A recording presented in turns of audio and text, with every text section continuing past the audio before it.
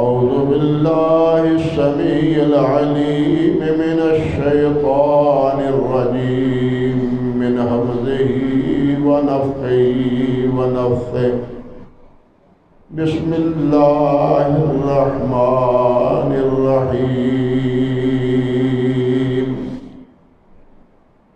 والذي جاء بالصدق وصدق به أولئك هم المتقون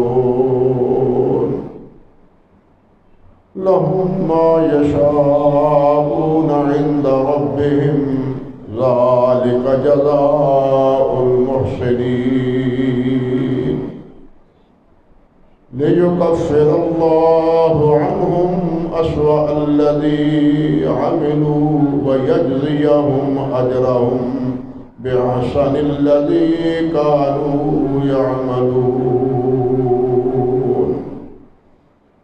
سبحان ربك رب العزة عما يصفون وسلام على المرسلين والحمد لله رب العالمين۔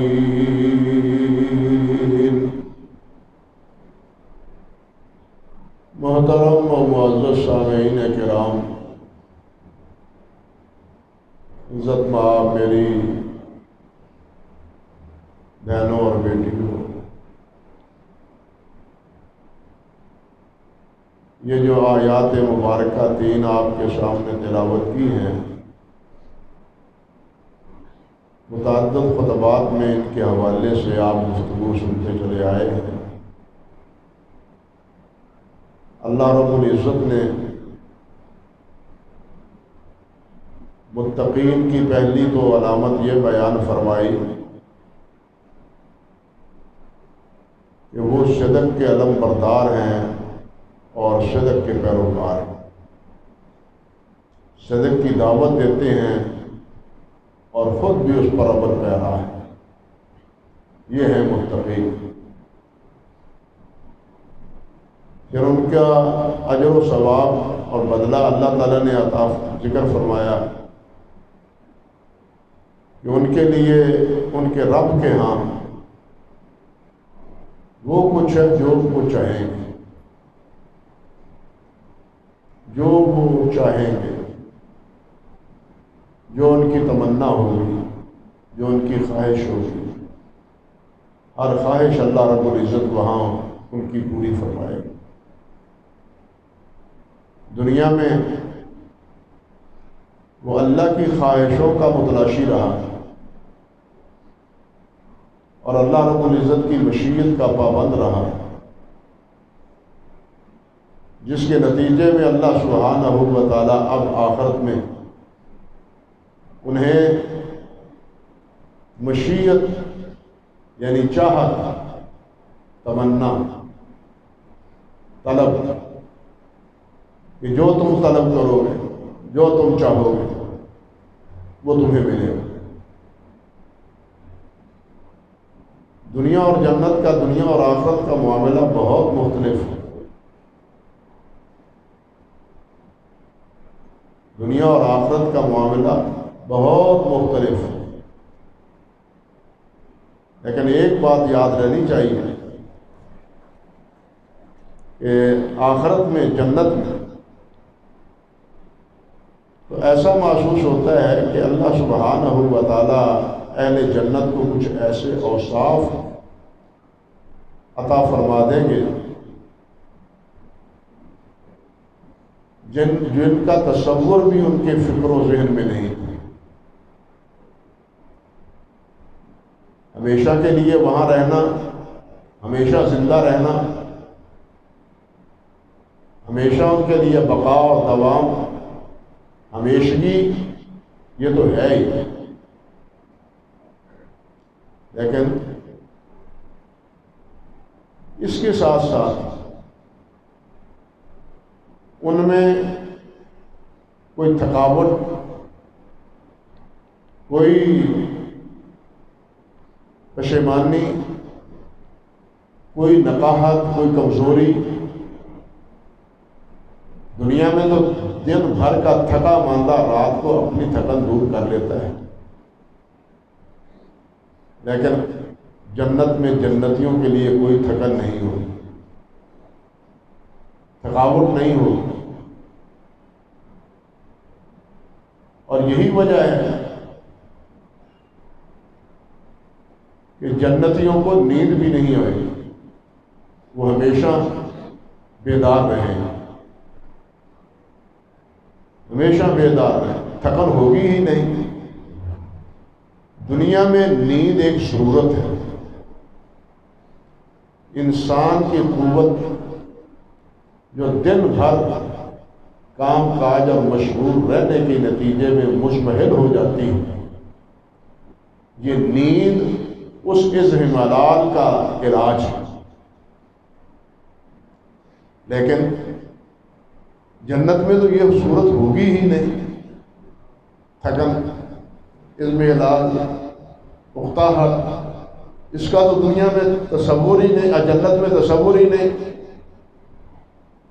اس لیے نیند بھی وہاں نہیں۔ حدیث میں آتا ہے نا کہ نیند موت کی بہن ہے، النوم اخو الموت، بھائی ہے۔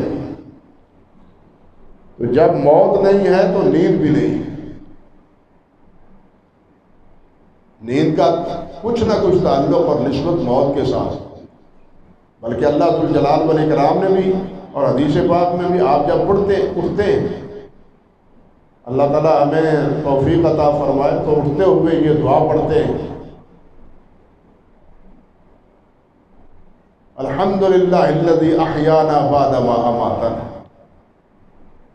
اس اللہ کا شکر ہے جس نے موت کے بعد ہمیں زندگی عطا فرمائی، اس کو موت کہتے ہیں۔ یعنی ایک اعتبار سے، ایک لحاظ سے یہ موت کا ایک پرتو ہے، ایک پہلو ہے۔ لیکن قیامت کے دن جنت میں اہل جنت کے لیے نہ موت ہے نہ نیند ہے، ہمیشہ کی زندگی اللہ سبحانہ و تعالیٰ انہیں عطا فرمائے۔ اور دنیا میں ان کی چاہتیں اہل ایمان کی اللہ پوری فرماتے ہیں، اللہ دنیا میں بھی چاہتیں پوری کرتے ہیں، لیکن بہت سی چاہتے ہیں جو اللہ رب العزت کی حکمت کی بنا پر ان کے چاہنے کے باوجود انہیں نہیں ملتی۔ یہ اللہ تعالیٰ کی حکمت کہ وہ چیز اس بندے کو دینی ہے یا نہیں دینی، یہ اس کے لیے دینی مفید ہے یا نہیں مفید، یہ اللہ تعالیٰ کی حکمت پر مبنی ہے۔ ہم دنیا میں اس بات کے مکلف ہیں کہ ہمیں کوئی چیز ملے یا نہ ملے، ہم اپنی بندگی کا اظہار کرتے رہیں، مالک کے سامنے فقیر اور مسکین اور منگتے بنے رہے۔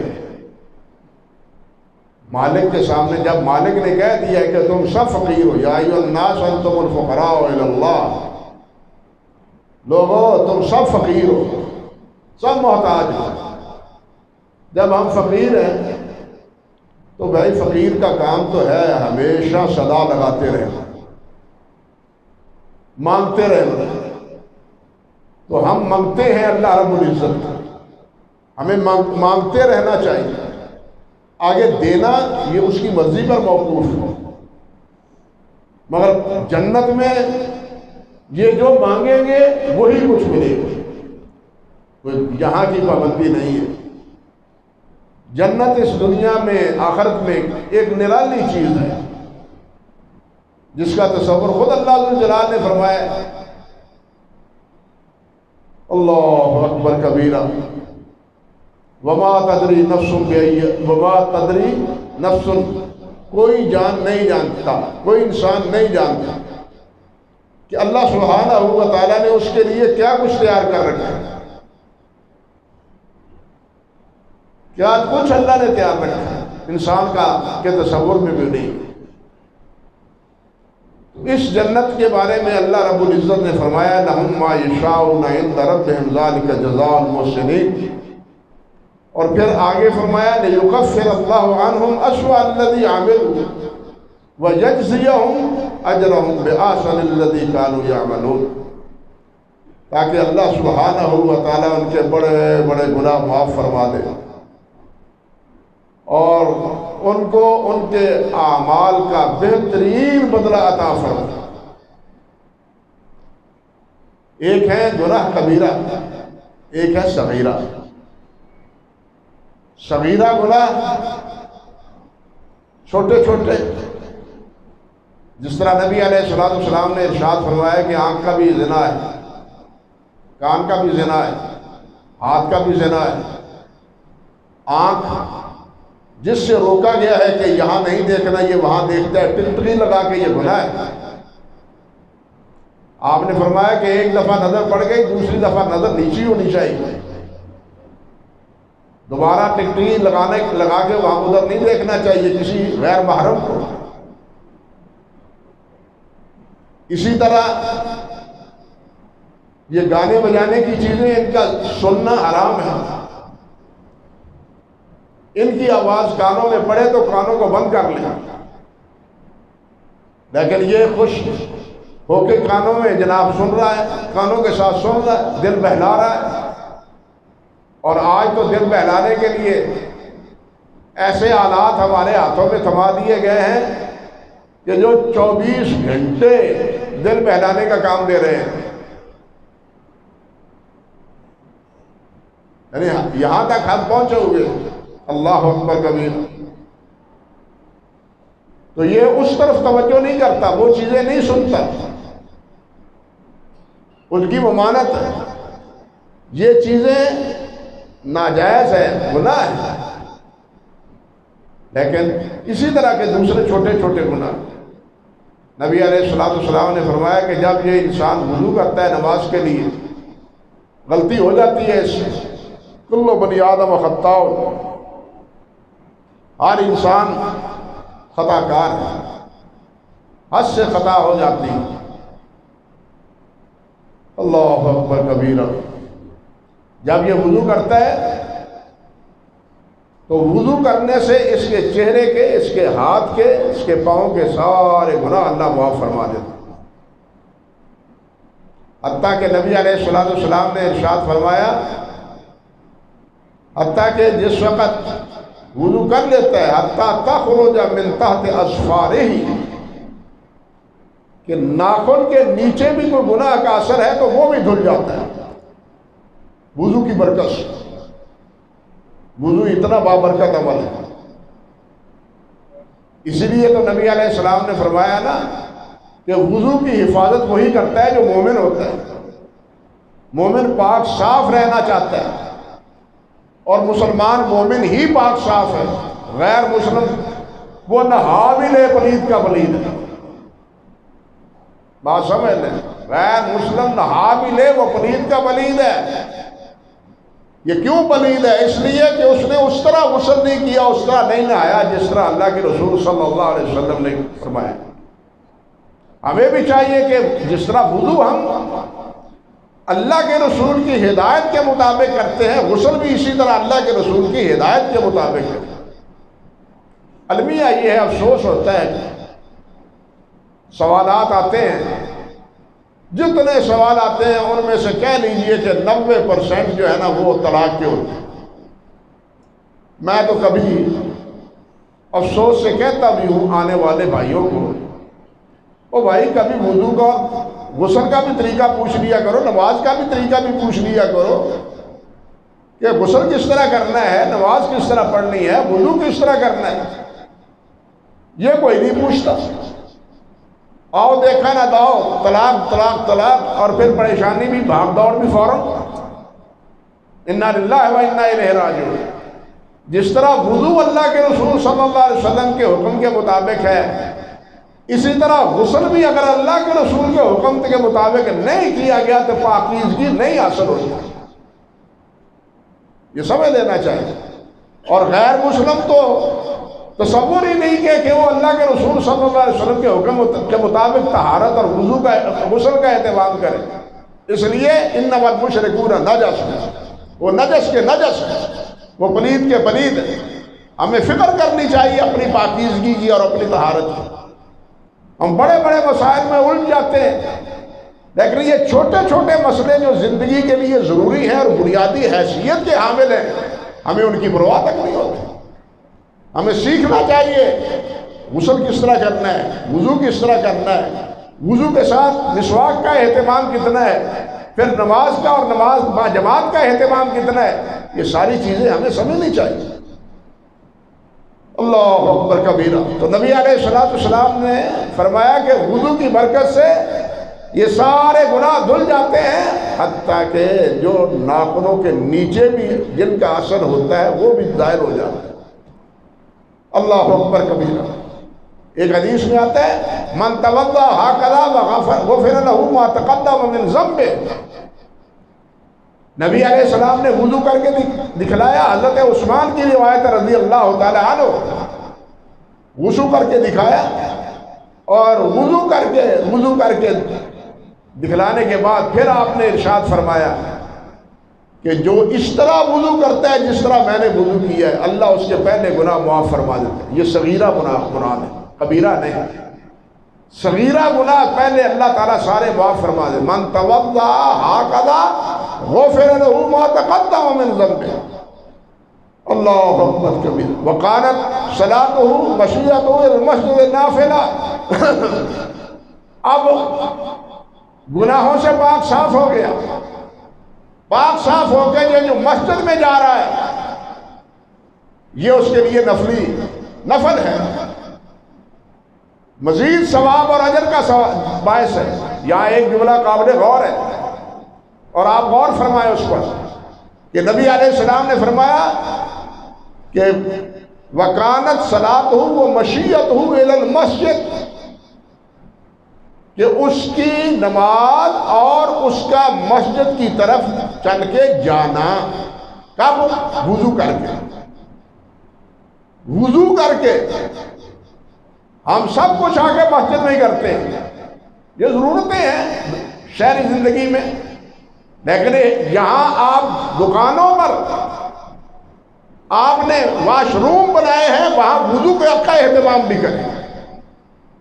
گھروں سے وضو کر کے مسجد میں آئیں، گھروں میں سے کر کے مسجد میں آئیں گے تو ایک ایک قدم پر نیکی لکھی جائے گی۔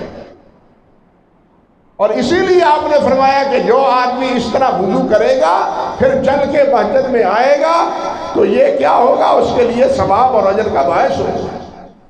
یہ کب ہے؟ جب وضو کر کے گھر سے چلے۔ اس لیے ہمیں گھر سے مسجد، حضرت عبداللہ بن عمر رضی اللہ تعالی عنہ، اللہ اکبر کبیرہ، وہ جب چلتے تھے مسجد کی طرف تشریف لاتے تو چھوٹے چھوٹے قدموں سے، لمبے لمبے قدموں سے، کیونکہ نبی علیہ السلام نے فرمایا ہر قدم کے بدلے میں نیکی۔ وہ فرماتے ہیں میں چھوٹے چھوٹے قدم لیتا ہوں تاکہ نیکیوں میں اضافہ ہو۔ جن کو نیکیوں کی قدر تھی وہ یہ عمل کرتے تھے، ہمیں تو نیکیوں کی قدر ہی نہیں، احساس ہی نہیں۔ اللہ اکبر، اللہ ہمیں ہمارے دلوں میں نیکیوں کا احساس پیدا کرے، ہمارے دل کو اللہ ذو الجلال بیدار کرے، سیئات سے بچ کے حسنات کی طرف اللہ ذو الجلال ہمیں لے آئے۔ تو خیر عرض کر رہا تھا کہ جو چھوٹے گناہ ہیں وہ تو وضو سے اللہ تعالیٰ معاف فرما دیتے ہیں، لیکن کبیرہ گناہ اس کے لیے چند چیزیں۔ پہلی چیز ہے اسلام۔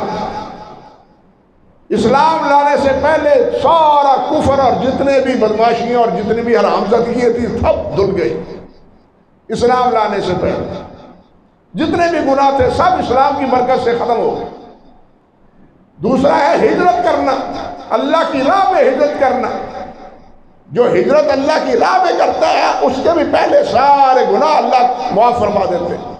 حضرت عبداللہ بن عمر رضی اللہ تعالیٰ عنہ، عبداللہ بن عمر بن عاص رضی اللہ تعالیٰ عنہ نبی علیہ السلام کی خدمت میں حاضر ہوئے، ہے نا، عمر بن عاص، تو وہ عرض کرتے ہیں حضور ارشد یدک وبایع، ہاتھ پھیلائے، میں آپ کے ہاتھ مبارک پر بیعت کرنا چاہتا ہوں، اسلام قبول کرنا چاہتا ہوں۔ نبی علیہ السلام نے اپنا دست مبارک آگے بڑھایا، حضرت عبداللہ بن عمر بن عاص نے بھی بڑھایا ہوا تھا، انہوں نے پیچھے کر لیا، ہاتھ پیچھے کر لیا۔ نبی علیہ السلام نے فرمایا یہ کیا؟ پہلے تم نے کہا تھا کہ ہاتھ بڑھائے، میں مسلمان ہونا چاہتا ہوں، میں نے ہاتھ بڑھایا ہے، تم نے اپنا ہاتھ پیچھے کر لیا، یہ کیا؟ عرض کرتا ہے حضور پہلے ایک مسئلہ بتلا دیں کہ کیا اسلام قبول کرنے سے پہلے میری ساری زیادتیاں اور گناہ معاف ہو جائیں گے؟ اگر معاف ہو جائیں گے پھر تو اسلام لانے کا فائدہ ہے، اگر معاف نہیں ہوں گے تو پھر کیا فائدہ ہے؟ وہ بوجھ اگر اسی طرح بدستور سر پہ رہے تو پھر اسلام لانے کا کیا نتیجہ ہے؟ نبی علیہ السلام نے اس وقت فرمایا تھا کہ ان الاسلام یہدم ما کان قبلہ، کہ اسلام اس سے پہلے جتنے گناہ ہوتے ہیں سارے اللہ معاف فرما دیتے ہیں۔ وَإِنَّ الْهِجْرَةَ تَعْدِلُ مَا كَانَ قَبْلَهَا، اور ہجرت سے پہلے جتنے گناہ ہوتے ہیں اللہ ان کو بھی معاف فرما دیتا ہے۔ اللہ اکبر کبیر۔ تیسری چیز ہے حج۔ حج کرنے سے بھی بشرطے کہ وہ حج مبرور ہو، بشرطے کہ وہ حج مبرور ہو۔ حاجی یہ ہیں اللہ ان کا حج مبرور بنائے، اور جنہیں پہلے اللہ نے توفیق عطا فرمائی ہے اللہ ذوالجلال ان کے حج کو حج مبرور بنائے۔ نبی علیہ السلام نے ارشاد فرمایا من حج للہ فلم یرفث ولم یفسق رجع کیوم ولدتہ امہ۔ صحیح بخاری کی روایت ہے حضرت ابو ہریرہ رضی اللہ تعالی عنہ کہ نبی علیہ السلام نے فرمایا جو آدمی حج کرتا ہے اور اس میں فسق و فجور کا ارتکاب نہیں کرتا، اپنے بیوی کے قریب، حتیٰ کہ بیوی کے قریب بھی وہ نہیں جاتا، فرمایا وہ واپس حج سے آتا ہے تو اس کی پوزیشن یہ ہوتی ہے کہ جیسے آج ماں کے پیٹ سے اللہ نے پیدا کیا ہے، جس طرح اس کا نامہ اعمال دھلا ہوا ہوتا ہے، صاف ہوتا ہے، گناہ نہیں اس کے ذمہ ہوتا، حاجی کے ذمہ بھی کوئی گناہ نہیں رہتا۔ اللہ اکبر کبیرہ۔ اور ایک روایت میں آتا ہے نبی علیہ السلام نے فرمایا حج المبرور لیس لہ الجزاء الا الجنہ، کہ حج مبرور کا بدلہ سوائے جنت کے اور کچھ نہیں۔ حج مبرور کا بدلہ جو سوائے جنت کے اور کچھ نہیں۔ یہاں سوالات بھی ہیں لیکن اس طرف میں نہیں جانا چاہتا۔ عرض کرنے کا مقصد یہ ہے کہ تیسرا عمل یہ ہے کہ حج مبرور ہو جس میں نیکی ہو، بر ہو، گناہ کوئی نہ ہو، خطا کوئی نہ ہو۔ حتیٰ کہ آپ دیکھیے قرآن مجید میں کیا ہے، اللہ ذوالجلال نے ارشاد فرمایا اللہ اکبر کبیرہ، کہ جو آدمی حج کرتا ہے اور وہ حج کرتا ہوا کسی سے لڑتا بھی نہیں، بھڑتا بھی نہیں ہے، فلم یرفث ولم، حافظ صاحب نہیں ہے یہاں، وہ نہ اپنی زوجہ کے قریب جاتا ہے اور نہ ہی وہ لڑتا ہے بھائیوں سے۔ یہ تو جانے والوں کو تجربہ ہے نا کہ وہاں عرفات میں اور منی میں خام خواہ الجھنے کے کیا ذرائع بن جاتے ہیں، حتیٰ کہ طواف کے دوران میں۔ تو اللہ ذوالجلال نے فرمایا کہ جو لڑتا بھی نہیں ہے، لڑتا بھڑتا نہیں، اختلاف جھگڑتا نہیں، اور بیوی کے پاس بھی نہیں جاتا، پھر کیا ہے اس کا یہ حج مبرور یہ ہے۔ اللہ اکبر۔ تیسرا عمل یہ اور چوتھا توبہ ہے کہ انسان صرف دل سے اللہ ذوالجلال والاکرام سے اپنے پہلے سارے گناہوں کی معافی مانگے۔ یہ چار چیزیں ہیں۔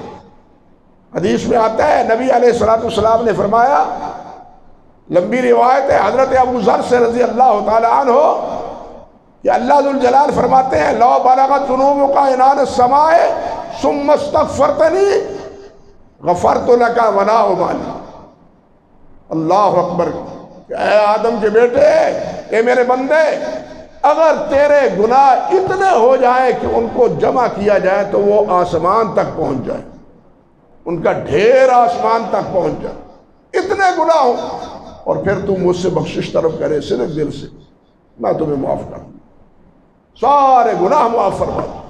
تو یہ چار چیزیں ہیں کبیرہ گناہ کے لیے۔ صغیرہ تو وضو سے، دو نمازوں کے مابین جو کچھ وقت گناہ ہوتا ہے، غلطی ہوتی ہے صغیرہ، وہ اللہ ذو الجلال معاف کر دیتے ہیں۔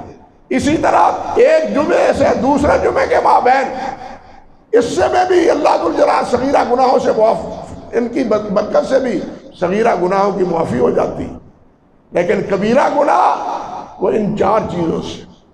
لیکن یہاں اللہ ذو الجلال کیا فرماتے ہیں کہ جنہوں نے یہ زندگی گزاری ان کے بڑے گناہ اللہ معاف فرما دے گا۔ لِيُكَفِّرَ اللَّهُ عَنْهُمْ أَسْوَأَ الَّذِي عَمِلُوا وَيَجْزِيَهُمْ أَجْرَهُمْ اور بِأَحْسَنِ الَّذِي كَانُوا يَعْمَلُونَ، اور ان کو ان کا اجر دے ان کے اعمال کا جو وہ اچھے کرتے ہیں۔ یہ بات فرمائی تو کیوں فرمائی؟ جب بڑے گناہ معاف ہو گئے، چھوٹے تو خود بخود معاف ہونے ہیں، اب اجر کا ذکر کیا ہے؟ اجر کے ذکر کرنے کا سبب کیا معلوم ہوتا ہے؟ بات یہ ہے کہ اس میں بھی اللہ ذو الجلال نے اپنے بندوں کی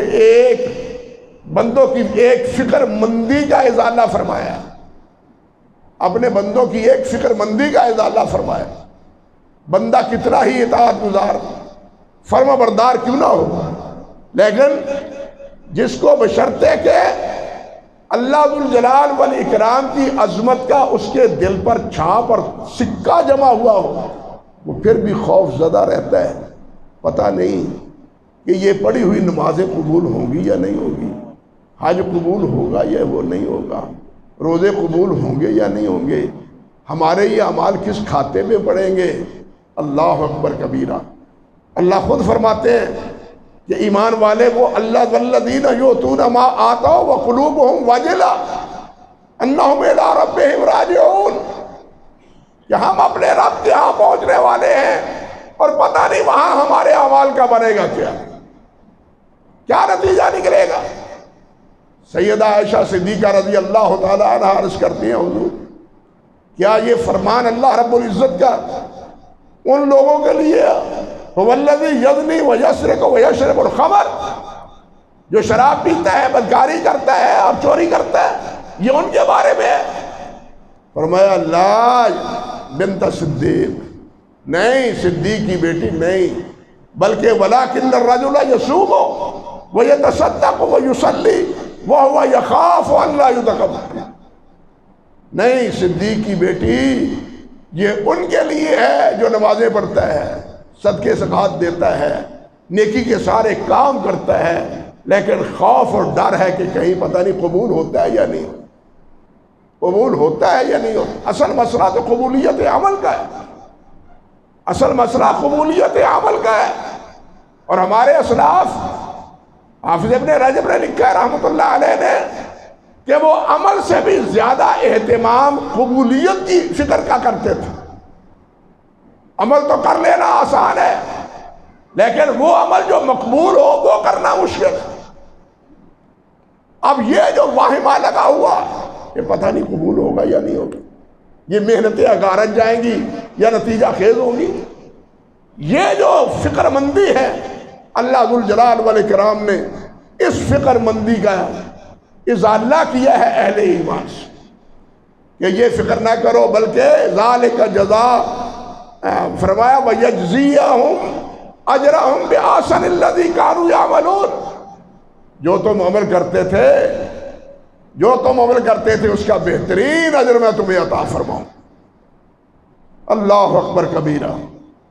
قرآن مجید میں اللہ ذو الجلال نے سورۃ الاحقاف میں ذکر کیا ہے کہ انسان جب تک توانا اور طاقت مند ہوتا ہے، طاقتور ہوتا ہے، 40 سال کا تک پہنچ جاتا ہے، حتی اذا بلغ اشدہ وبلغ 40 سنہ قال رب اوزعنی ان اشکر نعمتک التی انعمت علی وعلی والدی وان اعمل صالحا ترضاہ واصلح لی فی ذریتی انی تبت الیک وانی من المسلمین۔ جب 40 سال کا ہو جاتا ہے، بال سفید ہونے کو اس کے بعد شروع ہو جاتے ہیں، پھر اس کو ایک احساس دل میں انگڑائیاں لینا شروع کر دیتا ہے کہ پہلے میں نے کیا کیا، غلطیاں ہوئی، خطائیں ہوئی، جوانی دمیانی ہوتی ہے، پرواہ نہیں کی میں نے۔ اب اللہ ذو الجلال کے سامنے گر گراتا ہے اور اللہ رب العزت سے معافی بھی مانگتا ہے اور اللہ کے انعامات کا شکر بھی کرتا ہے اور یہ کہتا ہے اللہ اکبر رب اوزعنی ان اشکر نعمتک التی انعمت علی وعلی والدی، اللہ مجھے توفیق عطا فرما کہ جو تو نے میرے اوپر نعمتیں عطا کی ہیں یا میرے والدین پر کی ہیں ان کا شکر کرنے کی مجھے توفیق عطا فرما۔ وَأَنْ أَعْمَلَ صَالِحًا تَرْضَىٰ، اب باقی جو زندگی ہے بڑھاپے کی، پہلے تو جو ہو چکا میں اس سے توبہ کرتا ہوں، آئندہ کے لیے اللہ مجھے نیک عمل کرنے کی توفیق عطا فرما۔ وَأَصْلِحْ لِي فِي ذُرِّيَّتِي، اور میری اولاد اس کی بھی اصلاح کر، میری بھی اور میری اولاد کی۔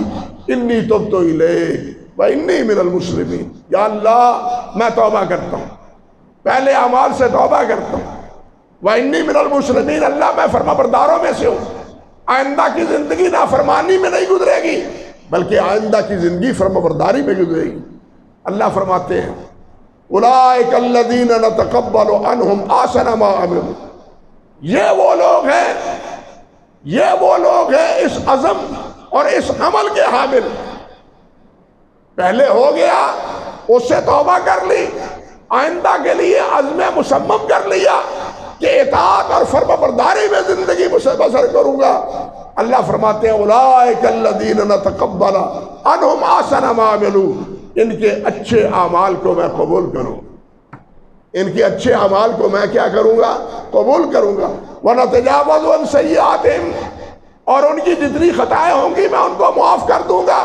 فی اصحاب الجنہ، یہ جنتی ہوں گے۔ وعد الصدق، یہ اللہ کا سچا وعدہ ہے۔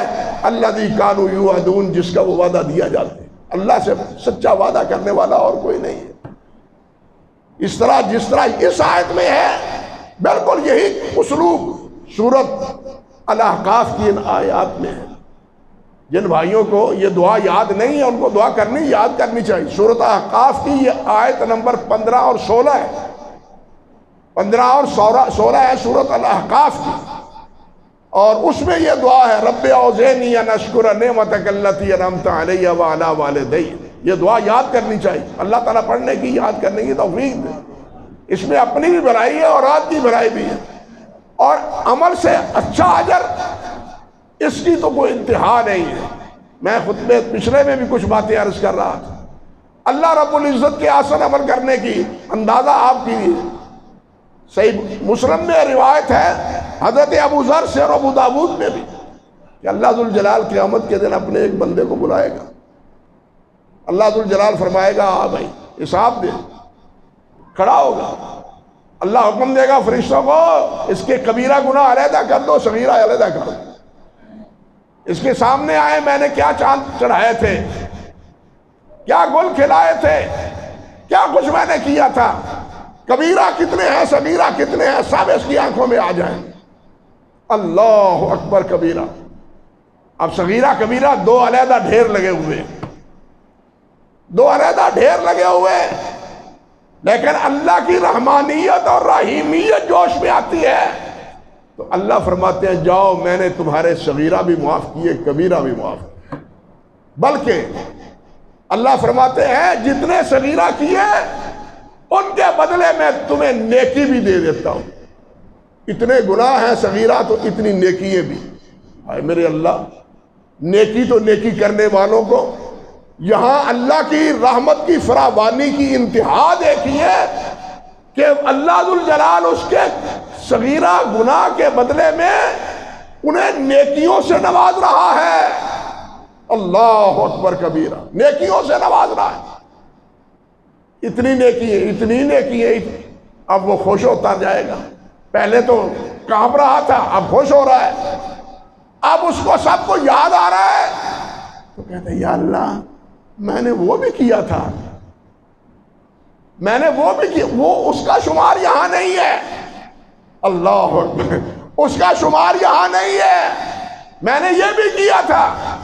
اب اللہ کو تو معلوم ہے، لیکن یہ تو ایک صورت ہے سمجھنے سمجھانے کی۔ اللہ سبحانہ و تعالیٰ اس کو بھی سامنے رکھ کے اس کے بدلے کا میں بھی نیکی عطا فرمائے۔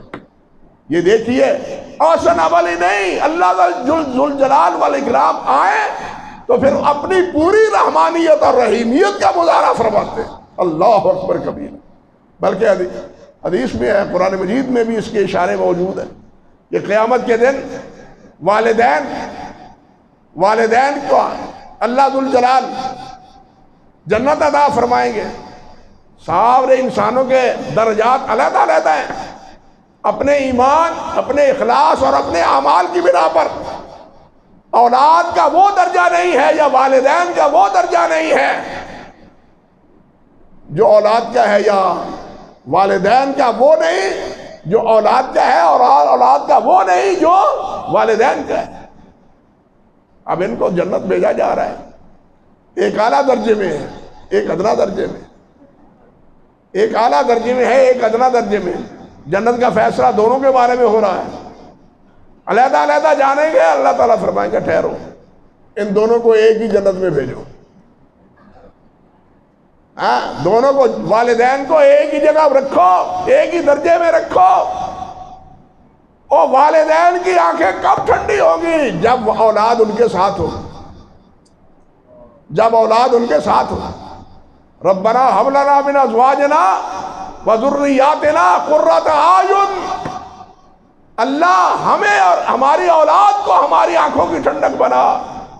یہ آنکھوں کی ٹھنڈک تبھی بنتی ہے جب اولاد نظر آتی رہے۔ کیوں بھائی؟ جب اولاد نظر آتی رہے، اولاد آنکھوں سے اوجھل ہو جائے تو والدین کی آنکھیں ٹھنڈی نہیں ہوتی، ان کے دلوں پر جو گزرتا ہے وہ سب آپ جانتے ہیں، لیکن وہ تو معاملہ آخرت کا ہے۔ اب والدین کی وہاں آنکھیں ٹھنڈی کیسے ہوں گی جہاں اولاد نظر نہیں آئے گی؟ اللہ فرمائے گا کہ والدین کی آنکھوں کی ٹھنڈک کے لیے ان کی اولاد کو بھی ان کے ساتھ ہی ان کے درجے میں رکھو۔ کتنی رحیمی ہے، کتنی رحمانیت ہے رب ذوالجلال والاکرام کی، اور کتنی عطا اور بخشش ہے مالک الملک کی۔ لیکن ہم ہی ایسے نامراد واقع ہوئے ہیں کہ ہمیں نہ اللہ کی رحمت کا احساس ہے، نہ اللہ کی نافرمانیوں سے ہمیں خوف اور ڈر آتا ہے۔ اللہ اکبر کبیرہ۔ یہاں دیکھیے کہ ایک کے بدلے میں انصاف کا تقاضا تو یہ ہے کہ ایک کے بدلے میں ایک اجر ملے، لیکن یہاں کتنا بڑا اجر ہے، ایک کے بدلے میں کم سے کم 10، اور 10 سے لے کے 700 تک، اور 700 تک بھی اکتفا نہیں، واللہ یضاعف لمن یشاء، اللہ اس 700 سے بھی زیادہ جس کو چاہیں گے عطا فرمائیں گے۔ 700 نیکی، ایک نیکی کے بدلے میں 700 نیکی، اور اس سے بھی زیادہ جس کو اللہ ذوالجلال عطا فرمائیں گے، جس کو چاہیں گے۔ اور وہ چاہت کس پر ہوگی؟ جو اخلاص پر ہوگی، اور اخلاص کو جاننے والا کون ہے؟ وہ اللہ ہے۔ اور یہی وجہ ہے کہ صحابہ کرام رضوان اللہ علیہ مجمعین کے عمل اور ایمان کے مقابلے میں کسی کا عمل اور ایمان نہیں ہے۔ اللہ نے ان کے ایمان کی بھی گواہی دی ہے، ان کے اخلاص کی بھی گواہی دی ہے، اور اللہ کے رسول نے یہ فرمایا ہے صلی اللہ علیہ وسلم کہ اگر تم روزانہ احد پہاڑ کے برابر بھی سونا خرچ کرو، روزانہ احد پہاڑ کے برابر بھی سونا خرچ کرو، تو ان کا ایک لپ، ایک نصف مد، وہ جو کا اللہ کے لیے ادا میں دیا ہوا اس کا برابر نہیں ہو سکتا۔ یہ اس اخلاص کی برکت، یہ اس اخلاص کی برکت۔ اس لیے اللہ جس کو چاہے اخلاص کی وجہ سے دیتا ہے، اور زیادہ، 700 میں سے بھی زیادہ۔ لیکن نیک عمل کرنے والا، اس کو احسن اجر کیا ہے کہ اس کا ایک کے بدلے میں ایک نہیں ہے، 700 تک اور اس سے بھی زیادہ ہے۔ اور یہ کب پیدا ہوتا ہے؟ جب انسان وہ عمل اخلاص سے، اللہ للہیت سے، اللہ کی رضا کے لیے کرے، اللہ کی رضا کے لیے کرے۔ اللہ تعالی ہمیں عمل کی توفیق دے تو وہی عمل کرے جو اللہ کی رضا کا سبب ہو، اللہ ذوالجلال والاکرام کی خوشنودی کا باعث بنے، اور اللہ رب العزت کے لیے خالص وہ عمل ہم کریں، اس میں نہ اپنے نفس کا کوئی حصہ ہو، نہ کسی اور کا کوئی حصہ ہو، نہ کسی اور کی رضا مقصود ہو، نہ اپنے ہی نفس کی خوشنودی مقصود، بلکہ صرف اللہ کی رضا اور اللہ کا کی جو ہے نا خوشنودی وہ مقصود اور وہ مطلوب ہو۔ وآخر دعوانا ان الحمد للہ رب العالمین۔